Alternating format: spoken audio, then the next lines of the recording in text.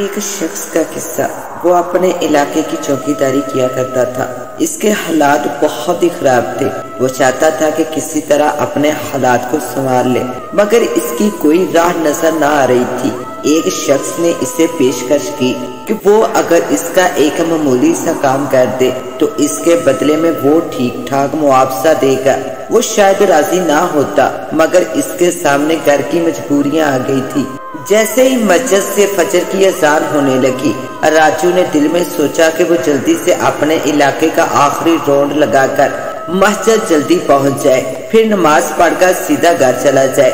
برسوں سے اس کا یہ معمول بن گیا تھا، گرمیوں کے دن ہو یا شدید سردیوں کے، چاہے بارش ہی کیوں نہ ہو رہی ہو، گھر پر سخت بیمار کیوں نہ ہو، وہ کوئی 10 برس سے اپنا فرض بڑی ذمہ داری، خوش اسلوبی اور باقاعدگی سے ادا کرتا چلا آ رہا تھا۔ وہ اپنی ڈیوٹی کو فرض عبادت کے برابر سمجھتا تھا، فجر کی اذان تک اپنی ڈیوٹی انجام دیتا تھا۔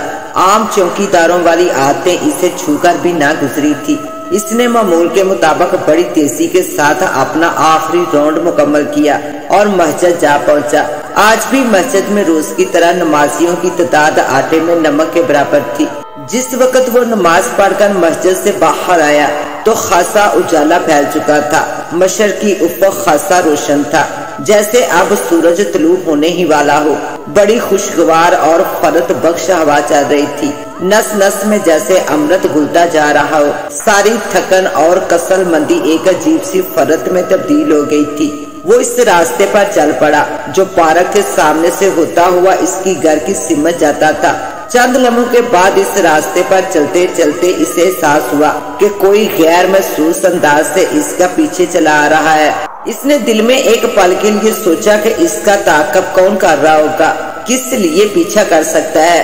وہ کوئی دولت مند انسان تو ہے نہیں جس کی جیب میں کوئی بڑی رقم موجود ہو، وہ محض ایک چوکیدار ہے۔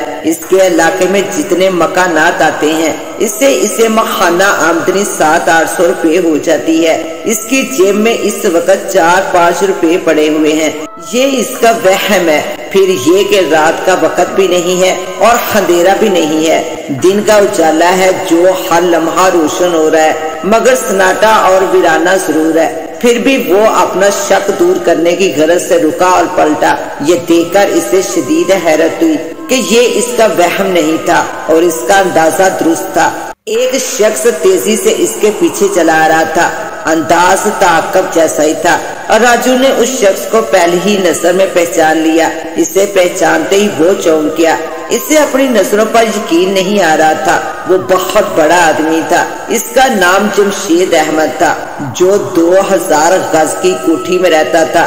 اس علاقے میں اسے ہی بڑا آدمی مانا جاتا تھا جو بڑی کوٹھی میں رہتا تھا۔ جمشید احمد کی لال رنگ کی کوٹھی میں 5-6 ماڈل کی کاریں دو شیشوں کی طرح نظر آتی تھی، جن کی خوبصورتی بے اختیار اپنی طرف کھینچتی تھی۔ اور راجو دل میں ہنسا، اتنے بڑے آدمی کو اس کا تعاقب کرنے کی کیا ضرورت ہے؟ اس سے غلط فہمی ہو رہی ہے۔ یہ شخص صبح کی ہوا خوری کے لیے نکلا ہوگا، مگر اس نے کبھی اس سے پہلے جمشید احمد کو صبح ٹہلتے ہوئے نہیں دیکھا تھا۔ بڑے لوگوں کی بڑی باتیں ہوتی ہیں اور عجیب بھی ہوتی ہیں۔ پھر وہ پلٹنے لگا تو اس نے دیکھا کہ جمشید احمد نے اپنا ہاتھ فضا میں بلند کر کے اسے رکنے کا اشارہ کیا ہے۔ پھر بھی اس نے پلٹ کر دیکھا کہ کہیں اور شخص تو نہیں ہے جسے رکنے کے لیے کہا جا رہا ہے، مگر اس کے سوا یہاں اور کوئی شخص نہ تھا۔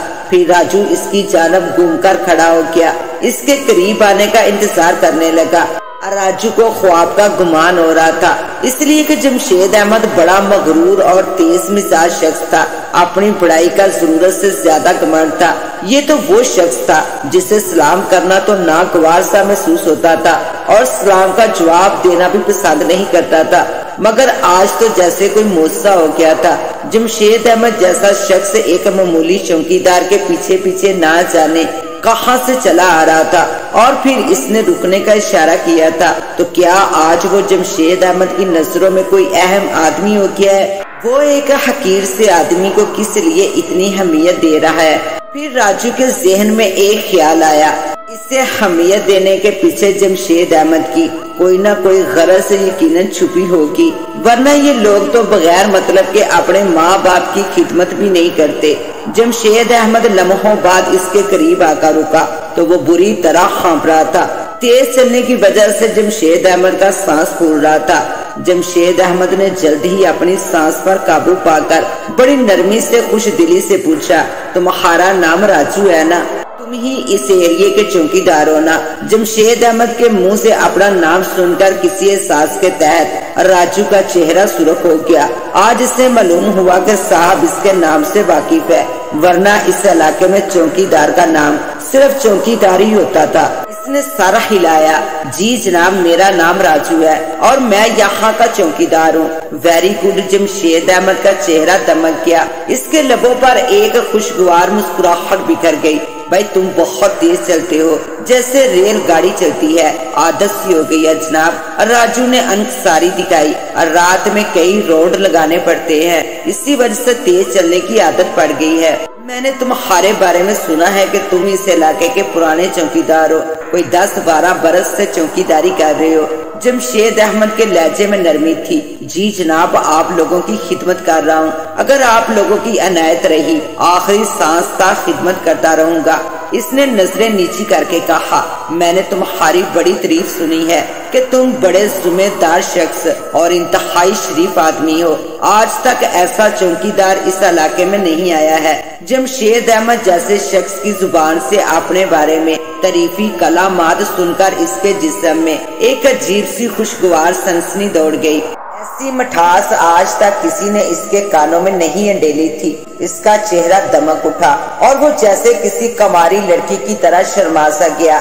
इसके दिल में जमशेद अहमद के खिलाफ जो नफरत थी वो धुल गई थी। भाई राजू, जमशेद अहमद ने बड़ी मोहब्बत से अपनाहत के लहजे में इसे मुखातब किया। मैं कई दिनों से तुम्हें कहाँ तलाश कर रहा हूँ। कई बार आले सुबह तुम्हारी तलाश में निकला तो पता चला तुम अपनी ड्यूटी खत्म करके घर जा चुके हो। तुम्हारे घर का पता मालूम न था, वरना वहाँ पहुँच जाता। चलो आज तुम्हें पा ही लिया। आप अपने किसी मुलाजिम से कह देते तो वो मेरे घर आकर इतला दे देता और मैं हाजिर हो जाता जनाब। वो एक ही सांस में कह गया, मैं किसी वजह से इनके जरिए तुम्हें बुलाना नहीं चाहता था, मैं खुद ही तुमसे मिलकर बात करना चाहता था। जमशेद अहमद मुस्कुराकर बोला। जी नामालूम खौफ से इसके सीने में दिल धक धक करने लगा। कोई खास बात है क्या जनाब? इसकी आवाज गले में अटक गई। हाँ भाई, जमशेद अहमद ने सर हिलाया। मैं तुमसे चंद जरूरी बातें करना चाहता हूँ। यहाँ खड़े खड़े कब तक बातें करते रहेंगे? इसने इधर उधर देखकर कहा और बोला, चलो पार्क में चलकर बैठते हैं, वही इत्मीनान से बातें होंगी। एक सर्द लहर ने राजू की रीढ़ की हड्डी को छू लिया था और इसका चेहरा एकदम जर्द पड़ गया। जमशेद अहमद तो कहीं और देख रहा था। अगर वो इसका चेहरा देख लेता तो चौंक जाता। इसने जल्दी अपने खौफ की कैफियत पर पूरी तरह काबू पा लिया। इसका अंदेशा दुरुस्त निकला था। वो समझ गया कि जमशेद अहमद किसी सिलसिले में इससे बात करना चाहता है। कोई 10-15 दिन पहले वाले बंगले पर पुलिस ने दिन दहाड़े छापा मारकर मनशियात का बहुत बड़ा जखीरा बरामद किया था जो गैर ममालिक को बेचा जा रहा था। वो इस सिलसिले में बात करना चाहता होगा, क्योंकि इस छापे के बाद मोहल्ले में ये बात फैल गई थी कि इस मोहल्ले के किसी शख्स ने पुलिस को इतला दी थी कि इस बंगले में मनशियात का जखीरा वाफर मकदार में मौजूद है। वो शख्स मोहल्ले का चौकीदार राजू है।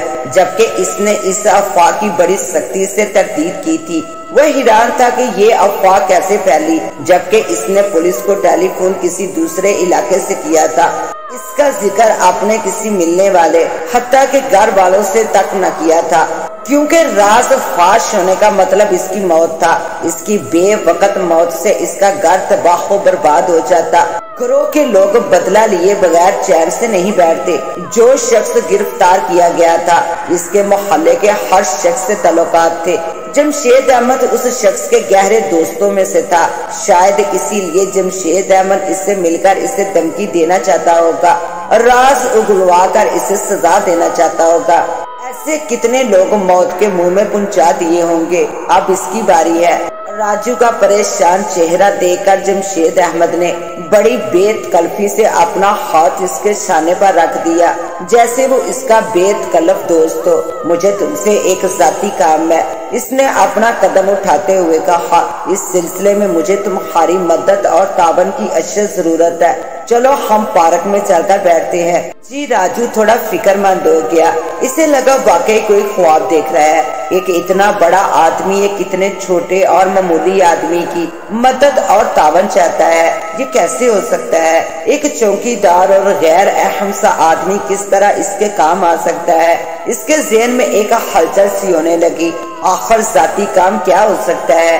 جمشید احمد نے اسے فکر مند پا کر پوچھا، کیا سوچ رہے ہو راجو؟ اس میں سوچنے کی کیا بات ہے؟ کیا تم میرا کام کرنا چاہتے ہو؟ جی کچھ نہیں، وہ ہڑبڑا کر سوچوں سے نکل آیا۔ اس نے مسکرانے کی کوشش کی، نہیں جی ایسی تو کوئی بات نہیں ہے، اس میں تمہارا ہی فائدہ ہے، ایک ایسا فائدہ جس کا تم تصور بھی نہیں کر سکتے ہو۔ جمشید احمد نے کہا، میں تمہیں واقعی فائدہ پہنچانا چاہتا ہوں۔ میرا فائدہ؟ اس کا چہرہ سوالیہ نشان بن گیا۔ جمشید احمد آگے بڑھ چکا تھا، اس لیے اسے اپنے سوال کا جواب نہیں ملا تھا۔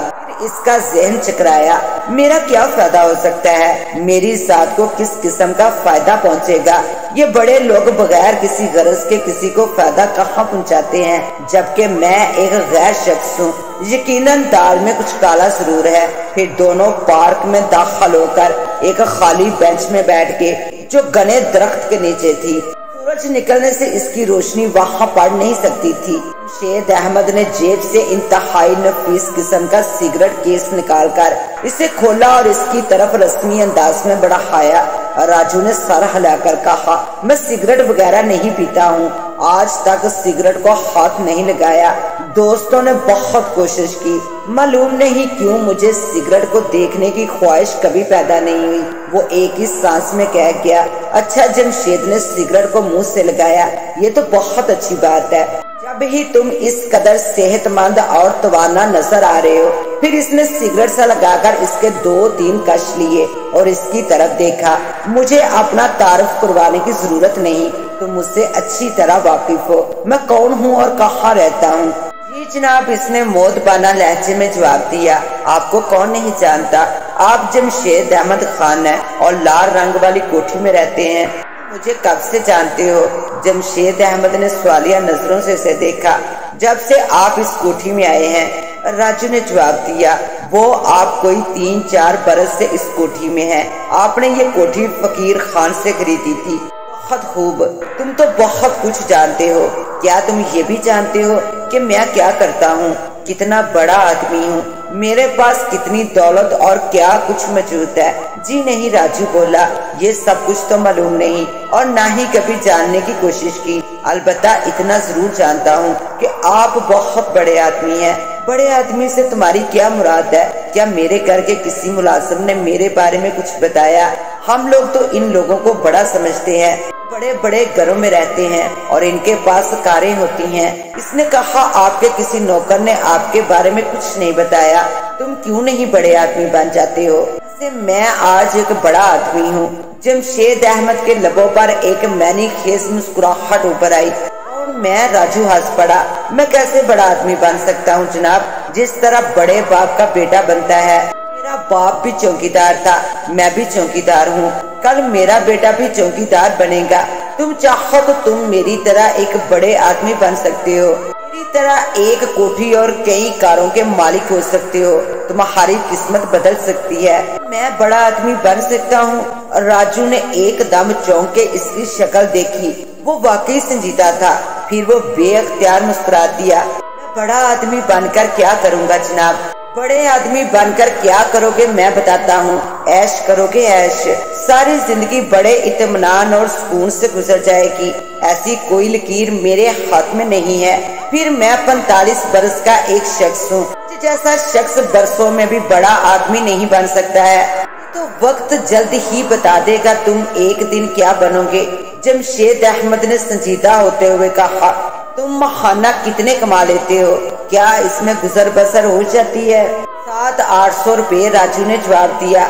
خدا کا شکر ہے اس نے کبھی ہمیں ایک دن بھوکا نہیں رکھا۔ کسی کا محتاج نہیں بنایا سوائے اپنی ذات کے۔ اگر تم چاہو تو اپنی آمدنی میں ایک دم سے ہزاروں روپے کا اضافہ کر سکتے ہو۔ مثلاً ہر ماہ 50 سے 60 ہزار روپے کمانا بائیں ہاتھ کا کھیل ہوگا۔ ہاں ہزاروں روپے راجو میاں۔ جمشید احمد نے اس کی حیرت سے کھلی آنکھوں میں جانتے ہوئے کہا، تمہیں ہر ماہ ہزاروں روپے کی سخت ضرورت ہے، اس لیے کہ تمہارا خاندان بڑا ہے۔ میں نے سنا ہے کہ تمہارے کندھوں پر 12 جانوں کی کفالت کا پہاڑ جیسا بوجھ ہے۔ آج کل تمہاری آمدنی کیا حقیقت رکھتی ہے؟ آپ کی بات کی سچائی سے مجھے انکار نہیں ہے، لیکن میں خود نہیں جانتا ہوں کہ اس رقم سے کیسے گزر بسر ہو جاتی ہے۔ اللہ بڑا کارساز ہے۔ اس کے علاوہ کوئی اور ذریعہ آمدنی ہے کیا؟ کہیں اور تو ملازمت نہیں کرتے ہو؟ رات بھر ڈیوٹی دینے کے بعد اس قابل نہیں رہتا ہوں کہ کہیں اور ملازمت کر سکوں۔ دن بھر گھر پر آرام کرتا رہتا ہوں۔ تو گویا تم انتہائی غریب شخص ہو، جمشید احمد نے افسوسناک لہجے میں کہا۔ حیرت ہے اس قلیل رقم میں تمہاری گزر بسر کیسے ہو جاتی ہے۔ اپنا اپنا نصیب ہے اور میں اس حالات میں بھی خوش ہوں۔ میں ہر حالت میں اپنے رب کا شکر بجا لاتا ہوں، کبھی اس سے کوئی شکوہ نہیں کیا۔ بڑے اعتماد سے بولا، عجیب بات ہے کہ کبھی تم نے یہ بھی نہیں سوچا کہ خدا ان لوگوں کو آخر کس لیے نواز رہا ہے جو اسے بھولے سے بھی یاد نہیں کرتے۔ تم اسے ہر وقت یاد کرتے رہتے ہو، مگر تمہیں اس نے تنگ دست بنا کر رکھا ہوا ہے۔ کیا یہ اس کی ناانصافی نہیں ہے؟ شاید اس میں اس کی کوئی رضا ہو اور اس حال میں میری کوئی بہتری پوشیدہ ہو۔ تم جہالت کی باتیں کر رہے ہو۔ جمشید احمد نے اس سے کہا، خدا انسان کو اپنا مستقبل اور زندگی بنانے کا ایک موقع دیتا ہے۔ جو وقت کی قدر کرتے ہیں وہ اپنی زندگی بنا لیتے ہیں۔ تم بھی بنا سکتے ہو، تمہیں بنانا ہوگا اپنے لیے نہیں، اپنے گھر والوں کے لیے۔ تم جوان لڑکیوں اور چھوٹے چھوٹے بچوں کے باپ ہو۔ کل خدا نہ خواستہ مر جاؤ گے تو تمہاری لڑکیاں اور بچے کیا کریں گے؟ اس نے دنیا پر ایک لمبا سا لیکچر دیا، اسے بھیانک مستقبل سے ڈرایا۔ راجو کے چہرے سے محسوس کیا کہ وہ کس قدر پریشان اور خوفزدہ ہو گیا ہے۔ جب جمشید احمد نے دیکھا کہ لوہا گرم ہو چکا ہے تب ایک زوردار ضرب لگائی، پھر اپنے مقصد کی طرف آتے ہوئے اپنا منصوبہ بتایا۔ وہ نہ جانے کب سے بنا رہا تھا۔ راجو کو ایسا محسوس ہوا کہ فضا میں ایک زبردست دھماکہ ہوا ہو، اس کے کان سائیں سائیں کرنے لگے۔ اسے ایسا لگا کہ جمشید احمد انسان نہیں شیطان ہے، اور راجو کا منہ حیرت سے کھلا رہ گیا۔ چند لمحوں تک سکتے کی حالت میں رہا، اس کی زبان جیسے تالو سے چپک گئی تھی۔ وہ ایک لفظ بھی نہ بول سکا۔ کیوں، کیا ہوا؟ جمشید احمد نے اسے حیران پا کر پوچھا۔ کیا سوچنے لگے؟ کیا میرا منصوبہ پسند نہیں آیا؟ اچھی طرح سوچ کر دیکھو، یہ منصوبہ تمہیں راتوں رات دولت مند بنا سکتا ہے۔ مگر جناب، راجو چونکتے ہوئے اپنا پیچھا چھڑانے کی غرض سے کہا، آپ جو چاہتے ہیں وہ کیسے ہو سکتا ہے؟ تم چاہو تو سب کچھ ہو سکتا ہے۔ اس منصوبے کی کامیابی کی کنجی تمہارے ہاتھ میں ہے۔ ذرا آپ یہ تو سوچئے کہ میں ایک چوکیدار ہوں جو رات بھر گشت لگا کر صبح گھر چلا جاتا ہوں۔ مجھے کیا معلوم کہ کون کیا ہے، کیا کرتا پھرتا ہے، اس کے دندے کیا ہیں۔ تم مجھ سے کیا چھپا رہے ہو؟ مجھ سے کوئی بات چھپانے کی ضرورت نہیں ہے۔ مجھے علم ہے کہ تم اس علاقے میں 10 برس سے ڈیوٹی دے رہے ہو اور ایک ایک گھر کے بارے میں پوری طرح واقفیت رکھتے ہو۔ کس گھر میں کون رہتا ہے، وہ کیا کرتا ہے، رات کے اندھیرے میں کیسے کیسے دھندے ہوتے ہیں۔ مگر صاحب جی، وہ پریشان ہو کر بولا، اس محلے میں تو سبھی معزز شہری رہتے ہیں، سب کے سب شریف لوگوں میں شمار کیے جاتے ہیں، پھر دولت مند علاقے ہیں۔ کیا ضرورت پڑی ہے کہ وہ غلط دندے کرے؟ آپ کو شاید غلط فہمی ہوئی ہوگی۔ جو لوگ ایمانداری اور محنت سے دولت مند بننے کے لیے دن رات جدوجہد کرتے ہیں وہ کبھی راتوں رات دولت مند نہیں بن سکتے۔ جمشید احمد نے بلند آواز میں کہا، ایسے لوگوں کو بڑا آدمی بننے میں 20-25 برس کا عرصہ لگتا ہے، مگر یہاں جو اکثر لوگ بسے ہوئے ہیں وہ راتوں رات امیر بنے ہیں۔ لوگ کس طرح اچانک امیر بن جاتے ہیں یہ تم بھی جانتے ہو۔ میں نے تو سنا ہے کہ لوگ کالا پیلا دھندا کر کے ایک ہی رات میں دولت مند بن جاتے ہیں، مگر میں یہ نہیں جانتا کہ ان لوگوں میں سے کون کس طرح بڑا آدمی بنا۔ اس محلے میں رہنے والوں میں سے کوئی بھی سیدھے راستے سے دولت مند نہیں بنا۔ جمشید احمد نے سگریٹ کا آخری کش لے کر ٹوٹا جوتے سے مسل دیا۔ سبق دینا ایک نیا کام ہوگا، اس کام سے خدا بھی خوش ہوگا اور تمہیں ثواب بھی ملے گا، مگر انہیں سبق کیسے دیا جا سکتا ہے؟ ان پر ہاتھ ڈالنا آسان نہیں ہوگا۔